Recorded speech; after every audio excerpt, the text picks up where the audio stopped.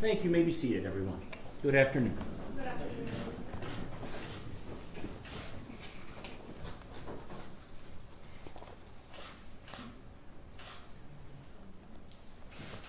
All right. The court will call the matter, case number 22FY0827, the State of Michigan versus Christopher Schurr. If we could have appearances for the record. Mark Dodge on behalf of Officer Schurr. Matt Pagula, on behalf of Officer Schurr. John Hamilton on behalf of Officer Schurr. David Dodge on behalf of Officer Schurr. All right. Good afternoon, everyone. Good afternoon, Mr. Schurr. Good afternoon. All right. You can hear everything okay? Your counsel are here physically present in the courtroom. Yes, Your Honor. All right. Very good.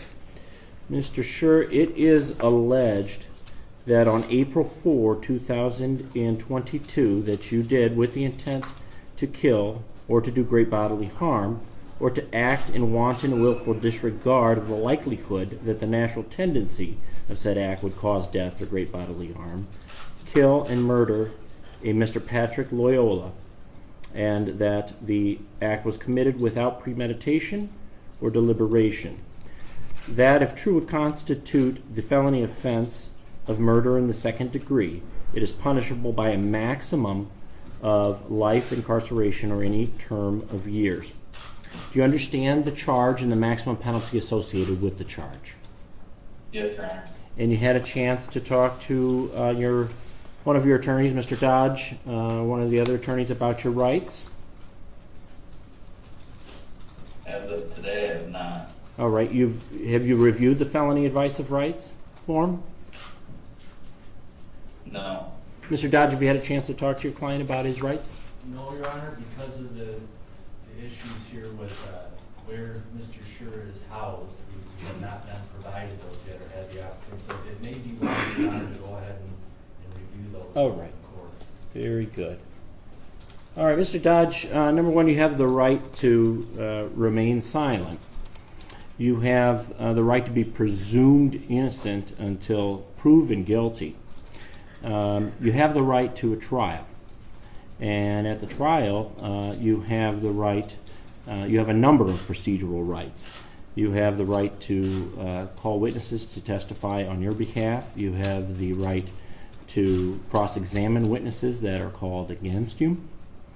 You have the right to ask the court to compel witnesses to come in and testify on your behalf. Are you familiar with the rights that you would have at a trial? Yes, Your Honor. All right. Very good. And Mr. Dodge, are you satisfied that your client understands his procedural rights at this point? Yes, I do. All right. Very good. Then I will advise everyone that the matter will be set for a probable cause conference that will take place on June 21, 2022 at 9:30 a.m. And if necessary, a preliminary examination will be held on June 28, 2022 at 1:30 p.m.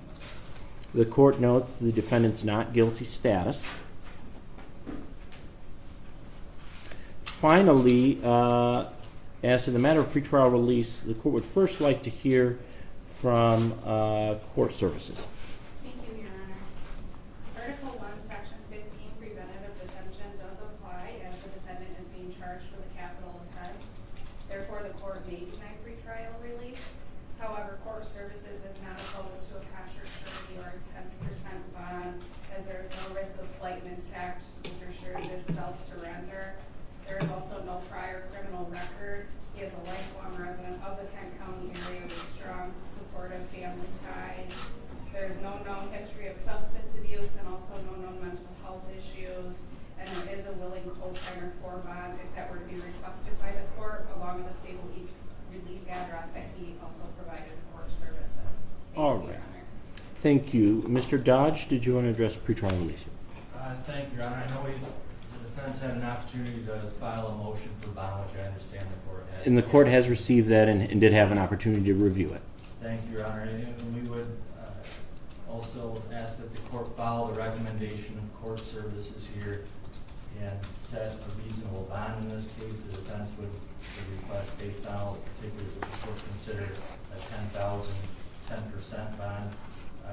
As noted for assessment of bond purposes, Officer Schurr is not at flight risk. He's a lifelong resident of Michigan. Other than some mission trips, he's resided in Michigan his entire life. No prior criminal charge or conviction history. Very stable employment and family, as noted. Your Honor, if there's any question as far as how Mr. Schurr is going to behave in the next, while this case is pending, the court can simply look to the last 2 months since this episode arose, Your Honor, and that's been nothing but cooperation by Officer Schurr and his attorney. So I strongly feel that there's not going to be any risk to the public, and there's no issue whatsoever of a flight risk. As noted, as soon as learning of these charges, Mr. Schurr and his attorneys immediately coordinated. He's surrendering himself to these charges. Your Honor, the defense mentions a couple of generic facts in our bond motion, and I don't plan to get into any more facts today. We'll obviously get to those in future proceedings, but Your Honor, the defense submits that Officer Schurr on this charge was justified in his use of force in this episode and is not guilty of this crime. And we ask that the court honor that presumption of innocence and set a reasonable bond here. So based on those factors, Your Honor, we would ask that the court consider setting a reasonable 10% bond. All right. Thank you, Mr. Dodge. Certainly the presumption of innocence follows along at all stages until there has been a plea of guilty or a finding that the defendant is guilty. Nonetheless, there is the question of what to do with a criminal defendant up until the time that a trial can take place, up until the time that the procedure can be carried out as far as determining whether indeed the defendant is guilty or not guilty. Those things are there to ensure that the defendant will be in compliance with court orders, that the defendant will appear when required. They are not punishments. The court does have to and can, to a certain degree, as long as it is reasonable, which is the constitutional standard, deny certain liberty to ensure that a defendant will appear in court. In Michigan, by Article 1, Section 15 of the Michigan Constitution, certain enumerated crimes, we should say it the other way. The right to bail generally exists. It can be withheld and a defendant held pre-trial without bail when they are charged with one or more of the enumerated offenses in Article 1, Section 15. The offense here is one of those. So the first question for the court is indeed whether the defendant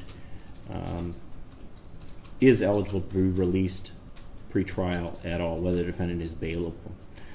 Based on the factors here, particularly the fact that the defendant did surrender or turn himself in, has retained counsel,